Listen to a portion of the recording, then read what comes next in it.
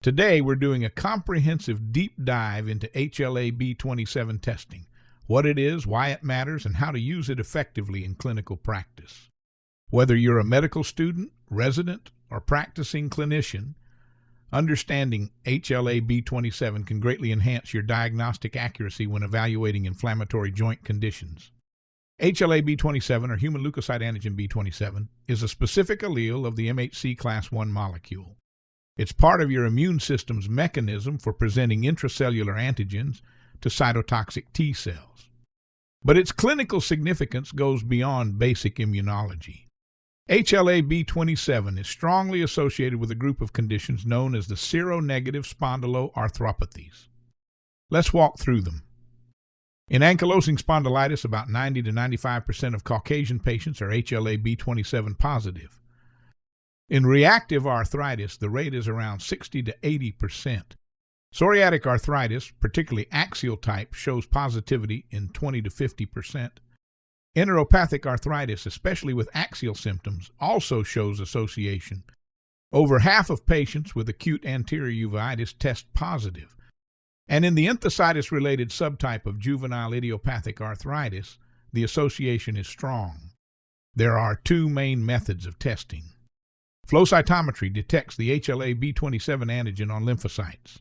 It's quick and widely used, but may have false positives due to cross-reactivity.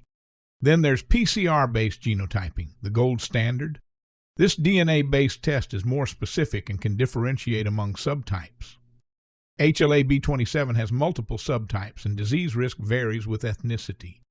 B2705, common in Caucasians, is strongly linked to disease. Meanwhile, B2706 and B2709 are not associated with spondyloarthropathies. A positive HLA-B27 result suggests genetic predisposition, but it's not diagnostic on its own. A negative test reduces but does not eliminate the likelihood of spondyloarthropathies, especially in non-Caucasian groups. Take a look at these figures. For ankylosing spondylitis, sensitivity is around 90 to 95%, with specificity near 80 to 90%. For reactive arthritis, sensitivity ranges from 60 to 80%. For uveitis, the sensitivity is lower but still meaningful. But remember, in low prevalence populations, the positive predictive value drops. That's why clinical context is everything. Here's when to consider ordering it. Younger patients with inflammatory back pain under 45, patients with seronegative arthritis, enthesitis, or dactylitis, recurrent anterior uveitis with no clear etiology, children with features of juvenile spondyloarthropathy.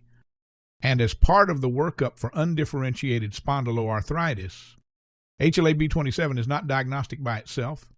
Carrier frequency is relatively high, about 7 to 10% in Caucasians, so indiscriminate testing may mislead. And it doesn't predict disease severity or outcome. Population prevalence matters. Here's a quick look. Caucasians, 7 to 10%. African Americans, 2 to 4%. Asian populations, 2 to 9% depending on the region. Inuit and Haida populations can have rates as high as 50%. So again, interpret results within the population and clinical setting. Let's wrap up with some key clinical pearls. A positive HLA-B27 supports but does not confirm diagnosis. A negative test doesn't exclude disease, especially in conditions like psoriatic arthritis.